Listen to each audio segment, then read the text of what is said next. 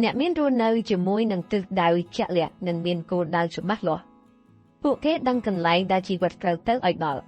និងដឹងទិសដៅដែលខ្លួនកំពុងដើរដឹងអ្វីដែលត្រូវធ្វើនិងធ្វើអ្វីដែលមានប្រយោជន៍ចំពោះគោលដៅរបស់ពួកគេហើយមូលហេតុដែលពួកគេទៅដល់គោលដៅដោយសារតែពួកគេមានគោលដៅដែលត្រូវទៅ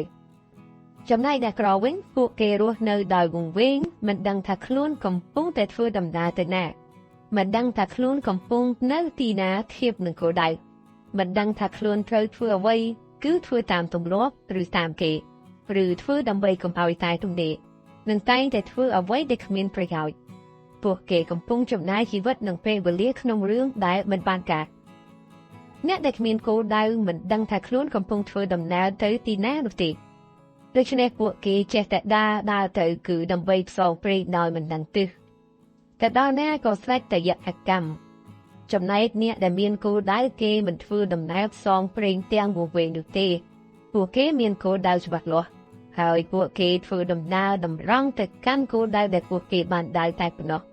ដូច្នេះពួកគេឆាប់ទៅដល់គោលដៅប្រកបដោយសុវត្ថិភាពអ្នកដែលអត់មានគោលដៅនឹងខ្លាយទៅជាខ្ញុំកញ្ជះអ្នកដែលមានគោលដៅពួកគេមិនដឹងអំពីការងារដែលត្រូវធ្វើនោះទេពួកគេធ្វើអ្វីដើម្បីតែលុយប៉ុណ្ណោះពួកគេយល់ថាលុយជារឿងសំខាន់បំផុត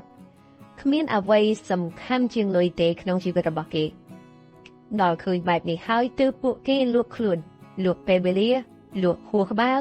លួចសមត្ថភាពធ្វើការសម្រេចគោលដៅដែលអ្នកមានគោលដៅ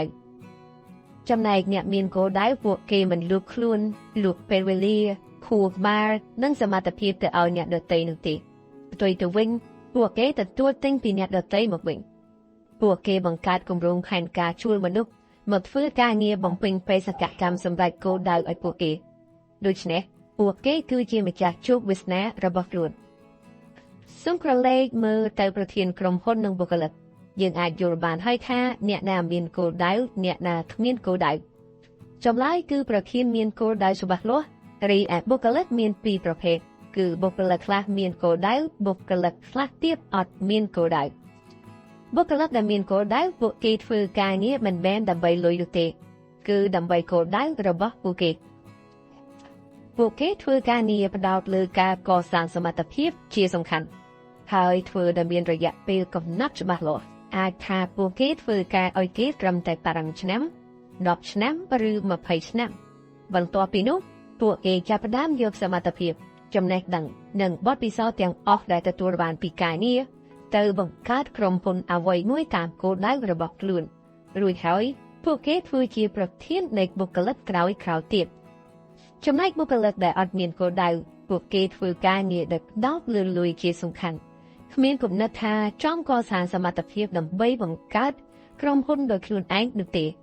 ពួកគេធ្វើការឲ្យគេរហូតឲ្យតែបានប្រាក់ខែច្រើនពួកគេគ្មានចង់បង្កើតអ្វីមួយដែលជាស្នាដៃខ្លួនឯងនោះទេទីបំផុតវ័យកាន់តែចាស់កម្លាំងកាន់តែខ្សោយធ្វើការងារឲ្យគេលែងកើតបាត់មានចំណូលក្រដដែលសូមនិយាយម្ដងទៀតអ្នកដែលអត់មានគោលដៅតែងធ្វើការងារឲ្យគេពេញមួយជីវិតអ្នកដែលមានគោលដៅអាចធ្វើការងារឲ្យគេរយៈកាលខ្លីបន្ទាប់មកជួលអ្នកដទៃឲ្យធ្វើការឲ្យខ្លួនវិញអ្នកមានគោលដៅមិនដែលក្រទេអ្នកគ្មានគោលដៅមិនដែលមានឡើយ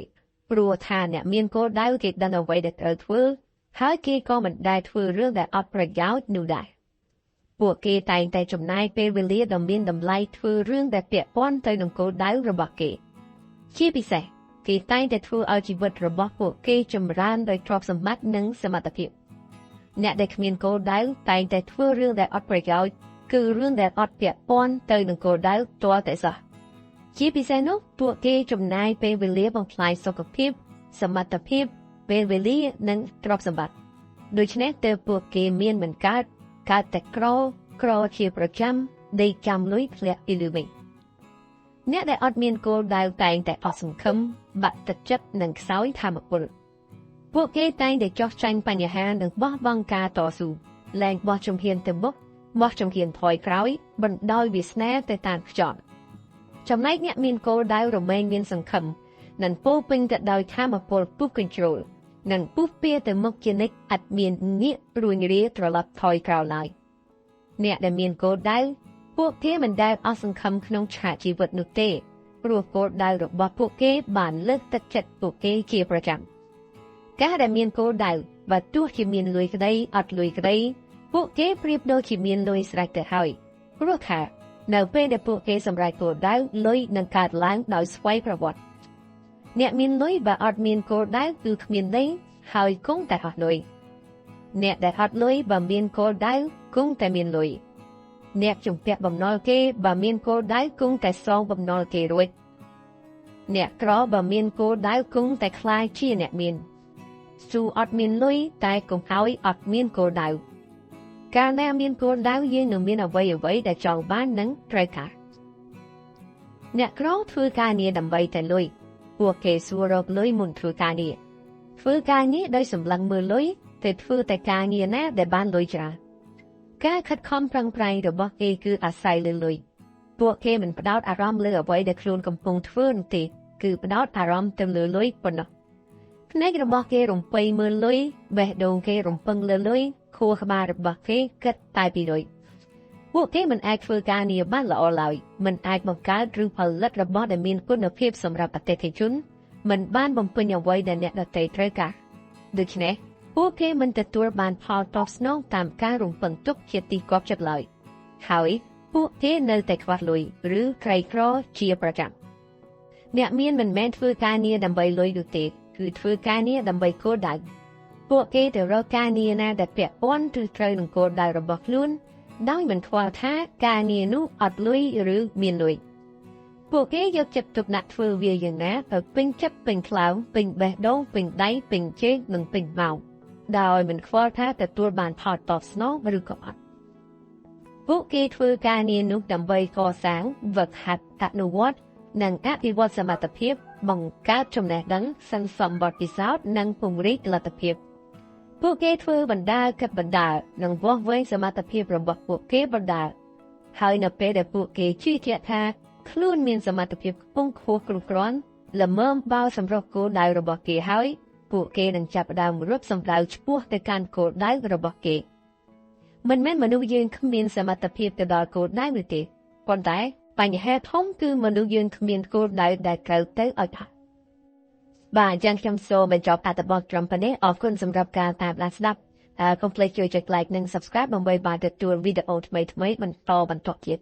បាទចៅខែនេះយើងជួបគ្នាហ្នឹងហើយយើងនឹងជួបគ្នានៅវីដេអូក្រោយ